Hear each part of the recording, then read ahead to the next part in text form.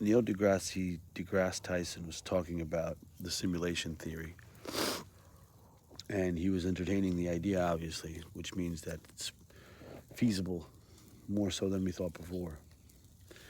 What he said, excuse me, what he said was something very interesting. He said that if that's the case, and the civilization gets so advanced as we create another world for the next unadvanced civilization, and then that gets advanced enough to create another world for another one, blah, blah, blah, blah.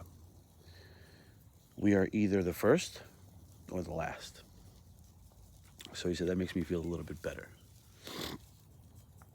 Folks, especially you young kids, I honestly don't know where millennial stops and Generation X begins and what Z, Y, I don't fucking know. I know that I had a beeper that I used. I remember using the rotary phone in Russia when I was a kid. Okay, so whatever the fuck that is. I thought Duck Hunt was magic the first time I played it. But there's a lot of kids that are stressing me out. And not to the point where I'm worried about myself, I'm worried about them. Because they're trying to reach this ascension, they're trying to become enlightened, and they're striving so hard at it that they don't realize, well, first of all, you don't realize that that's the first thing that's hindering your progress, is you trying. You trying to reach enlightenment is already you shooting yourself in the foot. You have to understand that life is full of irony. If one thing is true, if there's no coincidence, then there's definitely irony. And that's at the most purest, most brutal, raw form. Like, it's just, sometimes it's just so fucking ironic the way shit happens. You know what I mean? You spend your whole life or your whole day looking for something. You can't find it, and you know, deplete all your resources and do all the things that you need to do. And you can't find it. Sure enough, at the end of the day, when you get home, it's just lying there, waiting for you.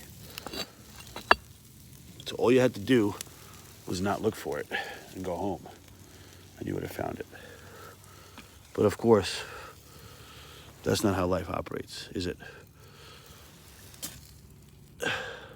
Sorry, I'm just cooking a little snacky poo, a little shish kebab action. I'll show you in a second. I just gotta, hang on a second.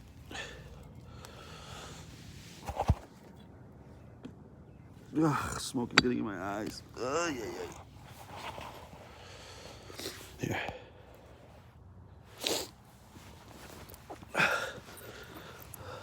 So, there's a perfectly good grill on the deck. I have saute pans. I'm a professionally trained chef, and that's how I make my money for the most part. So I know how to cook. That's not the reason I'm doing this. The way I cook shish kebabs is the way Russians cook shish kebabs.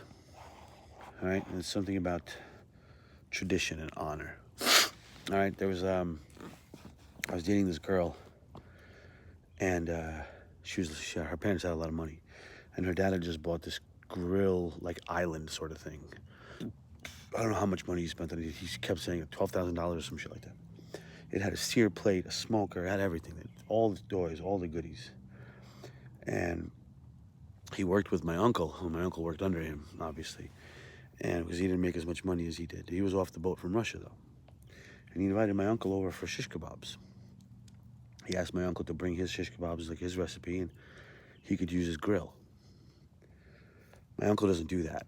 My uncle cooks shish kebabs on his own little charcoal grill that kind of looks like this. It's like a version of that, you know, little rinky-dink little fucking thing. But that's what he does. So he brought the grill, and of course the guy was like, "Dude, what is this? Like, what are you doing?" He's like, "No. I don't want to use your grill. You cannot ruin my shish kebabs on your grill." He goes, "Ruin your shish kebabs on my grill? It's a $12,000 grill." He's like, "It's not about the money." And things like shish kebabs are not about the money. Nothing in this world is really about the money unless you need that money to save your life. And to tell you the truth, if that's really the case, you find it.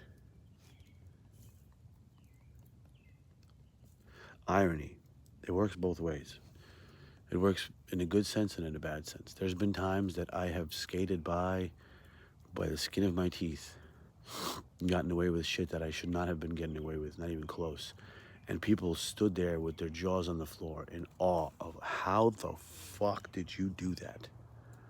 How did you possibly know that that was going to happen right there and then you just did this? I'm not going to go into detail, but just trust me. And I tell them what I tell you now. I don't know. I don't know. But you know what? I don't ask questions about things like that. Because if it ain't broke, don't fix it. And if it is broke, fix it. If your environment is making you a worse person, then change your environment. Don't change yourself. You will never change. People in general don't change. They grow, they mature, they learn how to hide things better, which masks to wear around which people, but they don't fucking change. People never change. That's the whole point, I think, of this little round on Earth that we've got going on. I think I just came up with another theory. Every one of us lives a life. Say we're all in a simulation, right? Everyone has, like, say, 100 rounds or 100 goes. And with every round, we're supposed to get better and better and whatever, right? Like in this life, whatever round you're on is not the same round as I'm on. But we'll do this round again with me being a different round and you being in a different round. You know what I mean?